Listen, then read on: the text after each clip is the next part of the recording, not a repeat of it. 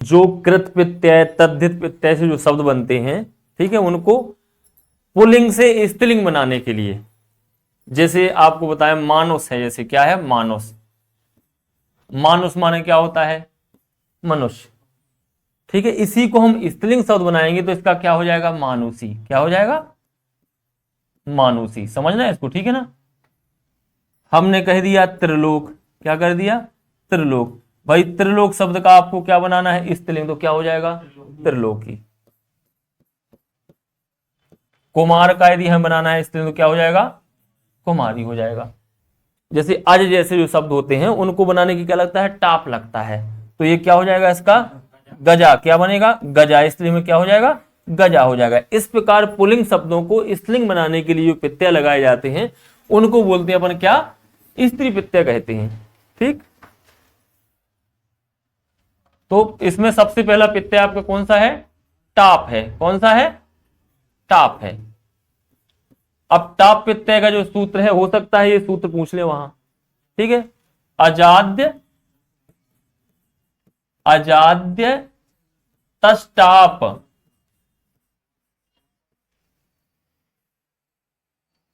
ये क्या है इसका सूत्र है, ये बता रहा है सब कुछ कि टाप प्रत्यय कहां लगता है, क्या है अज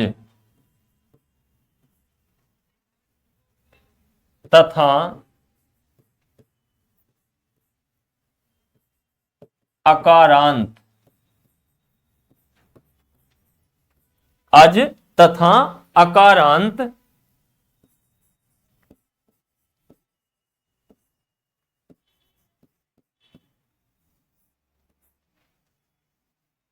पुल्लिंग शब्द,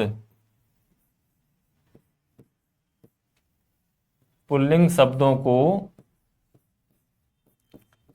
स्त्रीलिंग बनाने के लिए, पुल्लिंग शब्दों को स्त्रीलिंग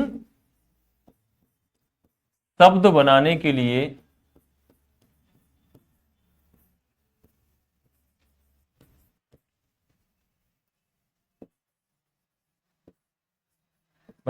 लिए कौन सा प्रत्यय लगता है टाप प्रत्यय, टाप प्रत्यय लगता है, ठीक है, स्पष्ट है ना। टाप प्रत्यय क्या है अजाद्य तस्टाप, ये यहां क्या है यहां अज है और आपका क्या है अत है, ठीक है, ये कह रहे हैं अज मतलब अज शब्द, अज के समान गज है अज है ऐसे जो शब्द हैं, ठीक है ना उनमें, और अत से मतलब क्या है अकारांत, ठीक है ना। अज तथा अकारांत पुल्लिंग शब्दों को स्त्रीलिंग शब्द बनाने के लिए टाप प्रत्यय लगता है। अब टाप का जुड़ता क्या है, यहां धातु वाली बात नहीं है, देखो ये स्त्री प्रत्यय है, ये तो जो कृत प्रत्यय और तद्धित प्रत्यय जो शब्द बने हैं, मतलब जितने भी प्रत्यय होते हैं उन प्रत्ययों से शब्द बनने के बाद जो छट करके निकलते हैं उनको केवल क्या बदलते हैं ये स्त्रीलिंग बदलते हैं बस। तो टाप का क्या शेष रहता है, टाप जो प्रत्यय है इसका शेष क्या रहता है बड़ा आ, ठीक है ना। जिस भी शब्द के अंत में बड़ा आ रहेगा जिसे अपन कहते हैं लता, तो लता क्या है स्त्रीलिंग है, तो निश्चित उसमें कौन सा प्रत्यय है टाप। और हमने कह दिया नदी बड़ी की मात्रा है तो उसमें क्या होगा फिर इंगी प्रत्यय हो जाएगा। तो यहां देखें जैसे इसमें एक और नियम ये है कि अक वाले जो शब्द होते हैं अक अंत वाले, एक इसका नियम लिख लो, एक मात्र केवल नियम, ये तो मेन है जो ऊपर लिखा है टाप, ठीक है। नियम इसका पहला ये है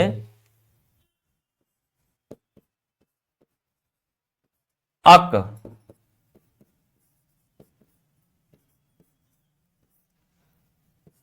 अंत वाले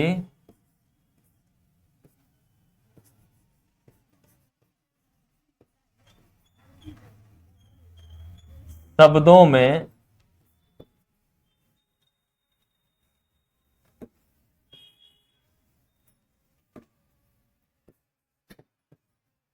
टाप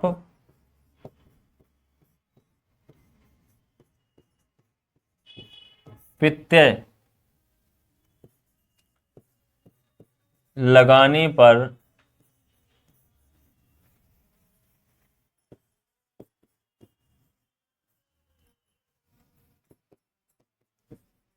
अक को इक हो जाता है। अक के स्थान में क्या हो जाता है? इक। अक को इक हो जाता है। ये बिल्कुल समझ में जल्दी आ जाएगा। बिल्कुल अक को इक हो जाता है। जैसे बालक धन, बालक में कौन सा प्रत्यय जोड़ दें हम? टाप। तो बराबर क्या बनेगा? बालिका। देखो यहां क्या है? अक, हम कह रहे हैं ना अक अंत वाले, अक अंत वाले शब्दों में टाप प्रत्यय लगाने पर अक को क्या हो जाता है? एक। तो यहां जो बालक अक है ना, वो क्या हो जाए? एक हो जाएगा। तो क्या हो जाएगा? बालिक, और उसमें टाप का आ जुड़ जाएगा तो क्या हो जाएगा? बालिका। ठीक है ना? एक ही दो ऐसे शब्द हैं, ज्यादा नहीं है। बालिका। तो जितने भी हैं हम कहें गड़क, क्या कह दें? गड़क। गड़क माने व्यस्त होता है, गड़क माने व्यस्त। और वैश्या बनाना है तो क्या हो जाएगा इसका? गड़िका हो जाएगा। ठीक है ना? स्पष्ट है? ऐसे जितने भी अकंत वाले हैं उनका क्या हो जाएगा? एक हो जाता है उसके स्थान पे।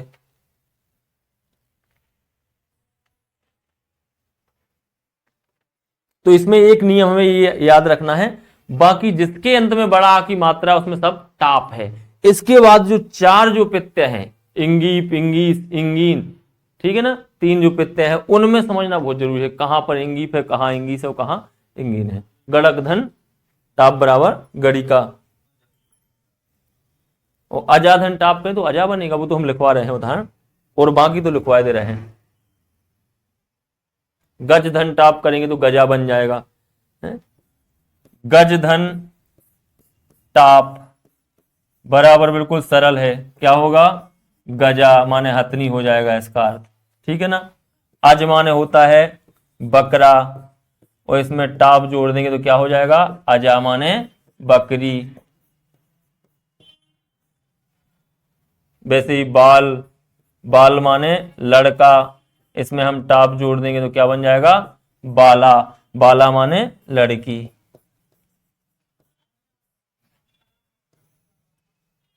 और देखो ये शब्द अश्व माने घोड़ा होता है, इसमें हम क्या जोड़ दें? टाप जोड़ दें, क्या बन जाएगा? अश्वा।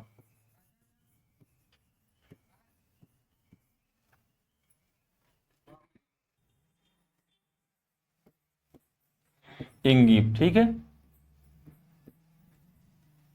इसका क्या जुड़ेगा? शब्द से बड़ी की मात्रा जुड़ेगी। ठीक है? ये तीनों में बड़ी की मात्रा जुड़ेगी, लेकिन कहां गीप होगा? क्योंकि ये तीन प्रत्यय है। कौन कौन है? एक तो आपका ये इंगीप है, और फिर इंगीस है, इंगीस, और फिर क्या है? इंगीन है। कितने हैं ये? तीन हैं।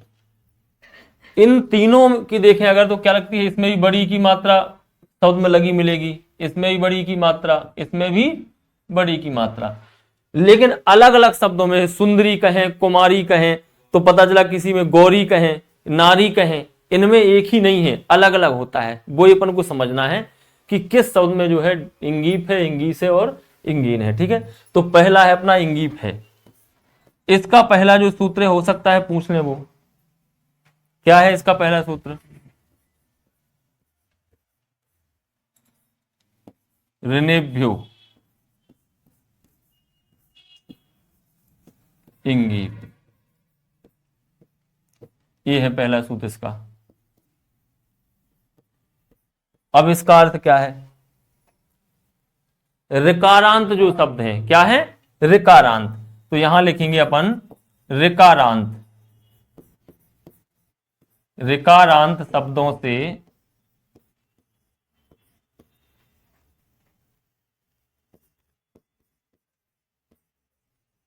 स्त्रीलिंग अर्थ में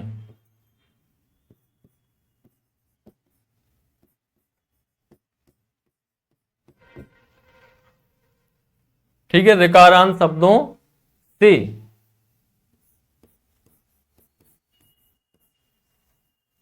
या फिर चाहे तो इतना ही लिखने के ऋकारांत शब्दों से, या पूरा लिख लो। ठीक है ना? ऋकारांत शब्दों से स्त्रीलिंग अर्थ में। जैसे देखें ये किसमें होता है? इंगी प्रत्यय ऋकारांत जो है, ऋकारांत जानते हैं? क्या है ऋकारांत? ऐसा शब्द स्पष्ट कहा गया है, ऋकारांत मतलब ऐसा शब्द जिसके अंत में क्या है? ऋषि का ऋ है। क्या है? ऋ है ये। ठीक है, जैसे अपन कहें कर्त्री है ना, ये कहें अपन दात्री, ठीक है ना, भ्रात्री या भर्तरी कहें, कुछ भी कहें, ठीक है, ये क्या है? ऋकारांत है। इनके अंत में देखें तो ऋषि की मात्रा है, ये अंत में क्या है? ऋ है, ये कहलाते हैं ऋकारांत। जैसे माती है, प्रति है, वो भी क्या है? ऋकारांत है। ठीक है ना, पढ़े थे ना अपन उसके वो शब्द रूप। तो जो ऋकारांत शब्द है उनमें कौन सा पित्त रहेगा? इंगी पित्त रहेगा। जैसे उन्होंने पूछ लिया, जैसे हम कहें ये जो शब्द है ये है आपका पुल्लिंग। क्या है ये? पुल्लिंग। ठीक है, इसका मूल जो, इसको प्रथमा विभक्ति एक वचन में बनाएंगे अगर, तो क्या बनता है? इसको हटाना पड़ेगा,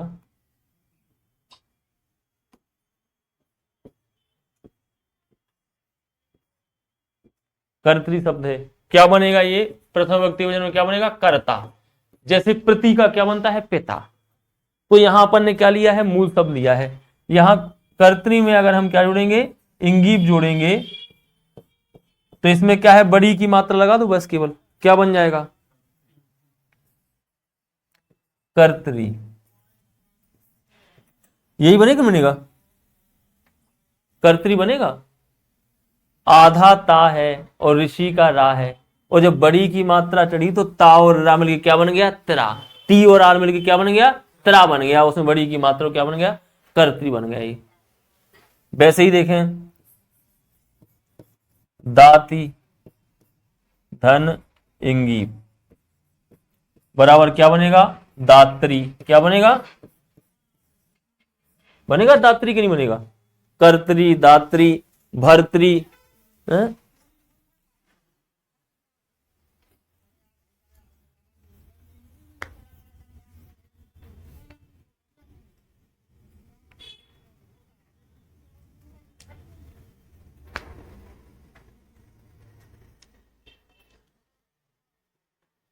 इसमें एक चीज और लिखना है साथ में, देखो यहां जोड़ लेना थोड़ा ध्यान। एवं नकारांत, एवं नकारांत, ये भी जोड़ लेना साथ में, ठीक है ना। हाँ, ऋकारांत एवं नकारांत, ठीक है ना। ये यहाँ ये इसको ध्यान नहीं दिया ना, लेकिन आधा ना लिखा ना, ये नकारांत भी है ये, ठीक है। तो ये तो हो गए ऋकारांत। नकारांत में देखें अगर हम, तो जैसे गुणिन शब्द है, क्या है? गुणिन। इसमें यदि हम इंगीप जोड़ेंगे तो क्या बनेगा? गुणिनी। क्या बनेगा? गुणनी। क्योंकि गुणिन है, इसमें बड़ी की मात्रा लगा देंगे, गुणनी। ये नकारांत है।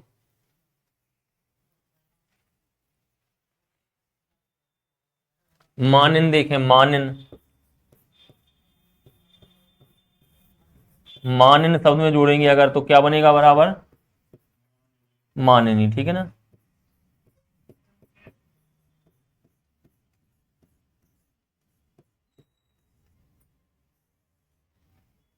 मानिन है आपका पुल्लिंग शब्द, माननी जो है क्या है? स्त्रीलिंग शब्द है।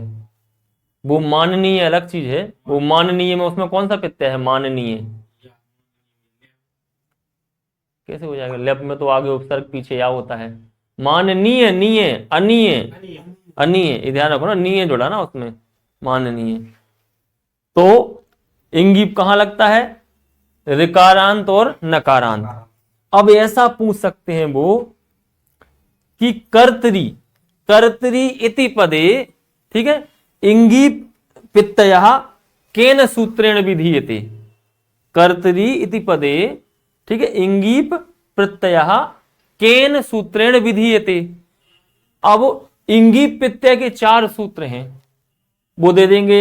ऋणेभ्यो इंगीप, उगितश्च, दिगोश्च, ऐसे सूत्र हैं उसके, ठीक है। तो हमें ध्यान रखना है कि ऋणेभ्यो डीप का इसका अर्थ क्या है। आप इसका अर्थ समझो पहले, हमें इसका हिंदी अर्थ आना चाहिए। ऋणेभ्यो मतलब ऋकारांत और नकारांत, ठीक है ना, ऋकारांत और नकारांत, इनसे क्या है, इंगी प्रत्यय होता है। चार है जहां याद रखना है कि इनमें इंगी प्रत्यय होता है। उगितश्च भी आएगा, दृगोष्ठ, दृगोष्ठ का मतलब जो है दृगु समास वाले, जितने भी दृगु समास वाले पद हैं उनमें भी स्त्रीलिंग अर्थ में क्या लगता है, इंगी प्रत्यय लगता है। जैसे आप कहें दृगु समास का त्रिलोक, त्रिलोक, पहला पद संख्यावाची है, दृगु समास है उसमें, तो त्रिलोक शब्द में कौन सा प्रत्यय माना जाएगा, इंगी प्रत्यय। ये लिख गया है।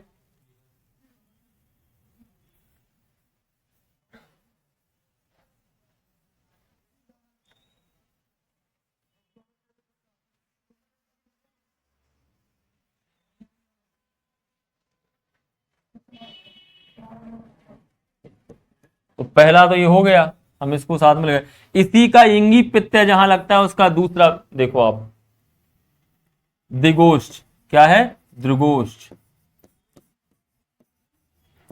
ये इतना ही सूत्र है, केवल इतना है, ठीक है। इसका मतलब क्या है, दृगु समास, हाँ, जिसमें इंगीप लगना है, जिसमें इंगीप लगना है, जहां जहां ये इंगी प्रत्यय के सूत्र लिख रहे हैं, चार हैं ये, ठीक है। तो दृगोष्ठ का मतलब है दृगु समास वाले, दृगु समास वाले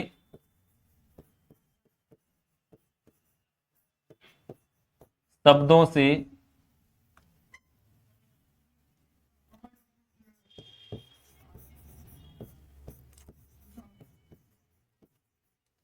इंगी प्रत्यय लगता है, ठीक है ना, या जोड़ते हैं।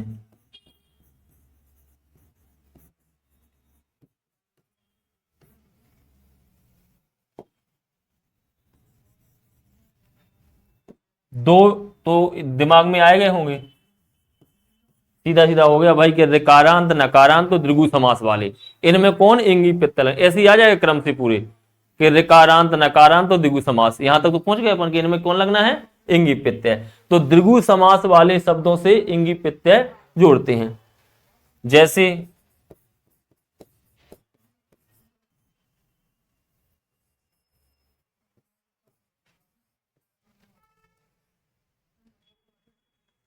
बहुत कम ऐसे हैं पुल्लिंग शब्द दृगु समास वाले।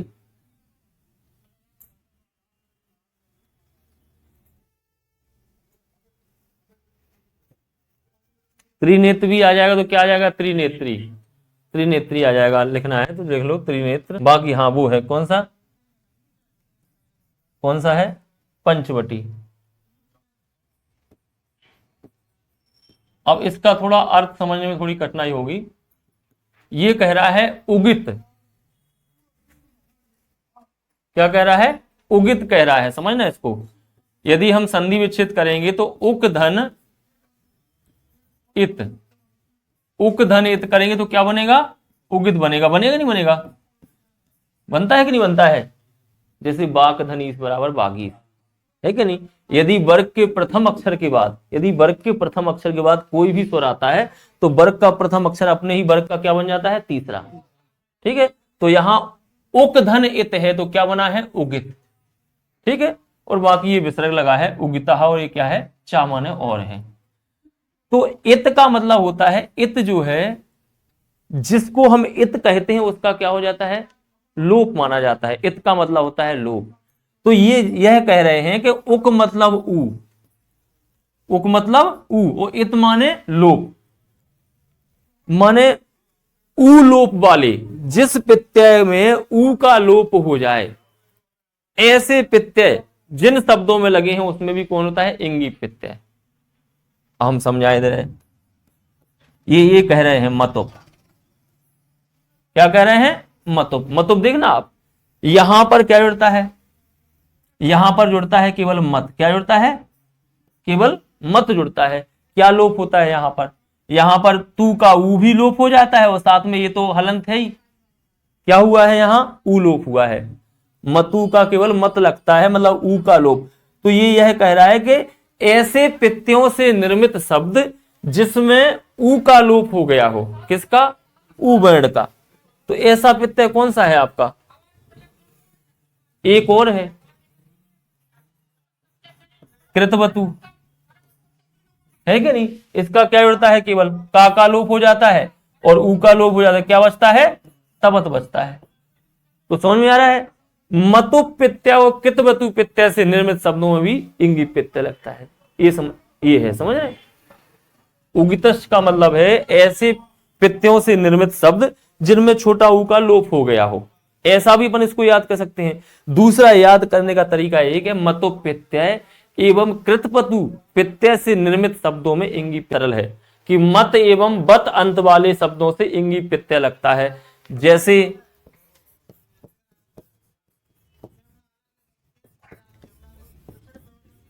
श्रीमत, क्या हो जाएगा? श्रीमत में यदि हम इंगी जोड़ेंगे तो क्या हो जाएगा? श्रीमती।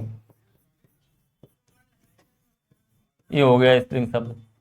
और श्रीमती ऐसा लिखते हैं, हमेशा बड़ी की मात्रा लगती है। देखो ये पता होना चाहिए कि जो स्त्रीलिंग शब्द है उसमें बड़ा आ की मात्रा होती है, अंत में बड़ा ऊ की मात्रा होती है, वो बड़ी ई की मात्रा, लेकिन क्या लगाते हैं अपन? छोटी ई की मात्रा।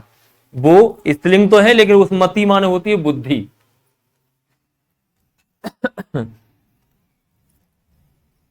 वैसे ही देखें भवत, क्या है? भवत धन इंगी बराबर क्या होगा? भवती बनेगा, ठीक है ना? वही आ गया मत और बत, ठीक? ये सही है ना?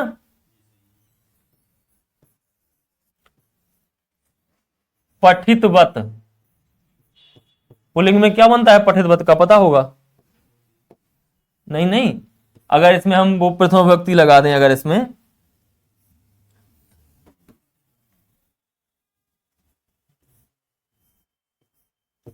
हम पठितवत है ना, ये कृतवतु का बना है, पठितवान बनता है पुल्लिंग में, लेकिन मूल शब्द में लगता है ना प्रत्यय, तो पठितवत है। इसमें हम इंगी लगा देंगे तो क्या हो जाएगा?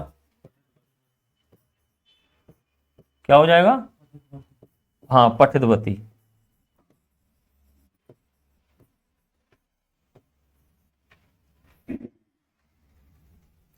ठीक है, तो ये हमारे हिसाब से सरल है कि मत और बत, ठीक है ना? जिन शब्दों के अंत में क्या है? मत है और बत है, उनमें कौन सा होता है? इंगी प्रत्यय। वो है आपका प्रथमे वयसी। क्या है? प्रथमे वयसी। ये चार हैं तो बहुत से नियम, ये चार मुख्य हैं बिल्कुल ये नियम, ठीक है ना? ये चार याद रखना है। प्रथमे वयसी का मतलब क्या है? वयस माने क्या होती है? अवस्था। वयस माने क्या है? अवस्था, ठीक है ना? और प्रथमे माने पहली अवस्था, पहली पहली अवस्था जो होती है, जैसे कहें किशोर अवस्था, ठीक है ना? किशोर है तो किशोर शब्द जो है क्या है? पहली अवस्था है वो। ऐसे शब्दों में क्या लगेगा? इंगी प्रत्यय। शब्दों से या शब्दों में? शब्दों से इंगी प्रत्यय जोड़ते हैं।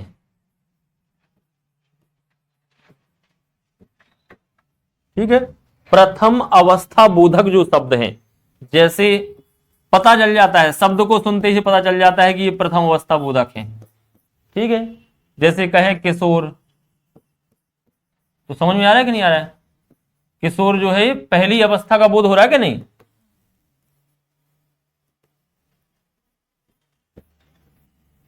चार अवस्थाएं होती हैं, ठीक है ना? चार अवस्थाएं मुख्य मानी गई व्यक्ति के।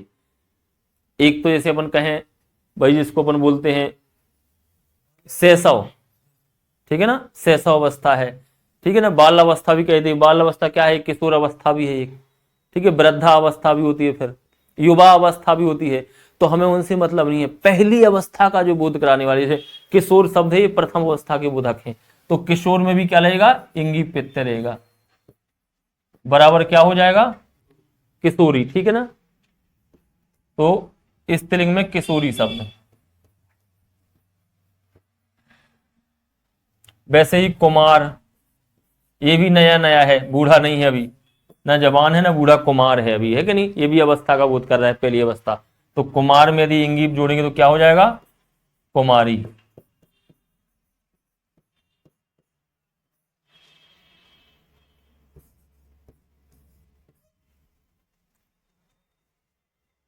जातिर इस्ति विषयादयोत उपधा। ये है गुणवाचनात्। इसी का दूसरा सूत्र है, ये पहला हो गया, दूसरा भी लो। ओ तो गुणवाचनात्।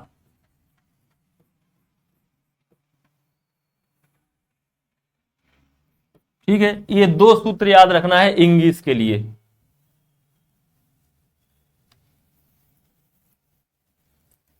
इसका सीधा सीधा अर्थ है कि जातिवाचक शब्द, जातिवाचक जो शब्द हैं जिनसे जाति का बोध होता है, ठीक है ना, जातिवाचक जो शब्द हैं उनमें कौन सा प्रत्यय लगता है, इंग्लिश प्रत्यय। लेकिन एक इनने शायद दी है कि योपधा, माने उनकी उपधा में या नहीं होना चाहिए। उपधा में क्या नहीं होना चाहिए, या। उपधा जानते हो, अंतिम व्यंजन वर्ण की पूर्व वाला वर्ण जो उसको क्या बोलते हैं, उपधा। जैसे बताया था पट है, इसमें उपधा क्या है, छोटा आ, ठीक है ना। तो यहां उपधा में क्या नहीं होना चाहिए, या नहीं होना चाहिए। ऐसा जातिवाचक शब्द जिसकी उपधा में या ना हो, ठीक है, वहां पर कौन सा होगा, इंग्लिश प्रत्यय होगा। और ओतो गुणवचनात्, ओतो का मतलब है उकारांत, छोटा ऊ अंत वाले गुणवाचक शब्द के साथ भी क्या लगता है, इंग्लिश प्रत्यय। देखो इसका नंबर 1 हम यहां ले रहे हैं, नंबर 1, ठीक है। जातिवाचक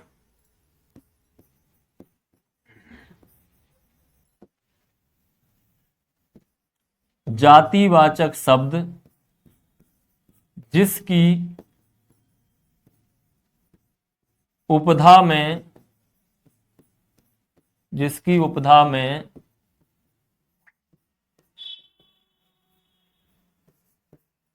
या नहीं हो,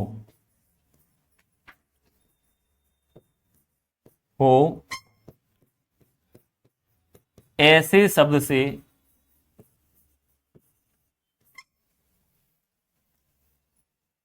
ऐसे शब्द से कौन सा प्रत्यय होता है, कौन सा होता है, इंग्लिश है, इंग्लिश प्रत्यय।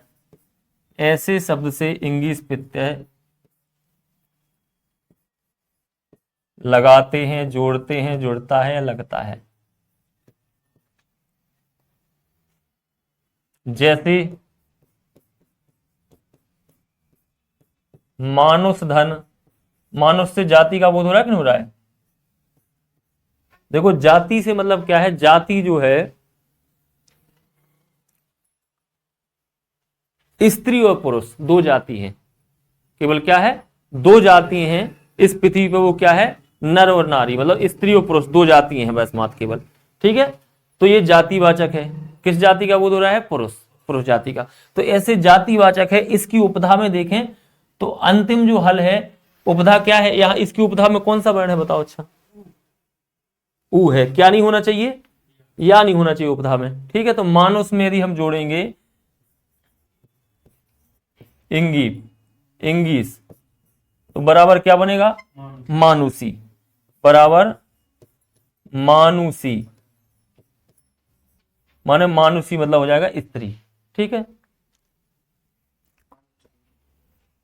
अब नर शब्द क्या है, ये भी तो भाई जाति बोझक है, इसमें तो इंग्लिश होना चाहिए, इसलिए उन्होंने वो एक सूत्र दे दिया है कि नहीं नहीं, नर शब्द में इंगिन लगेगा, अलग से कह दिया उन्होंने भाई, केवल केवल नर शब्द जो है उसमें क्या लगेगा, इंगिन, जबकि ये भी जाति वाचक है, इसमें भी इंग्लिश होना चाहिए, इसलिए अलग से सूत्र ने बना दिया निर्णयोश्च इंगिन, मतलब नर शब्द में भाई इंगिन लगेगा, बाकी जो हम नियम बना रहे हैं उसके हिसाब से चलेंगे। तो ये हो गया। दूसरा ओतो गुणवचनात् है, इसको ले अगर हम, ठीक है, ओतो से मतलब है उकारांत, उकारांत गुणवाचक, गुणवाचक जानते हो क्या है, गुणवाचक, उकारांत गुणवाचक शब्द से कौन सा प्रत्यय होगा, यही वाला इंग्लिश प्रत्यय।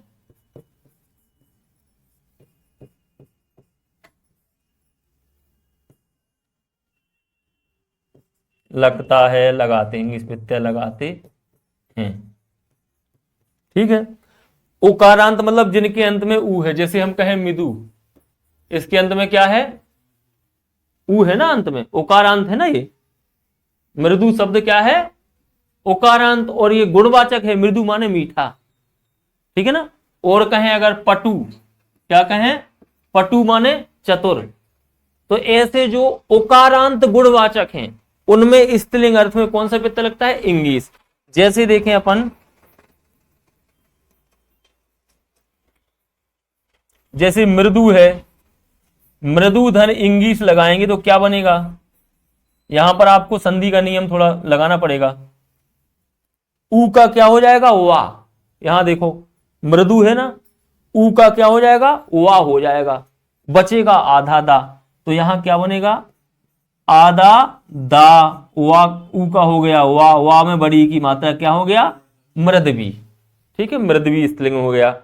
वैसी पटु का क्या बनेगा? पटु में यदि हम इंग्लिश लगाएंगे तो क्या बनेगा? ये पट, पट बी, ये बनेगा, ध्यान रखना। ठीक है ना, क्या बनेगा?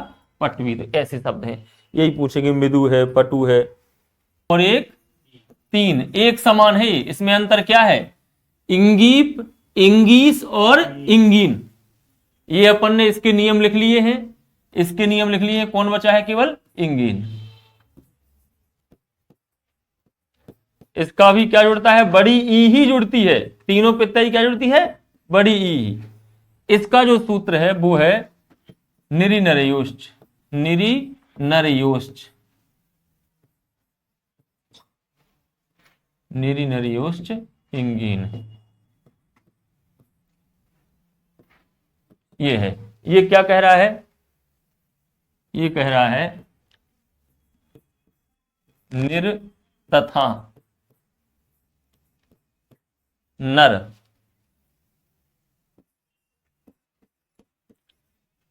शब्द से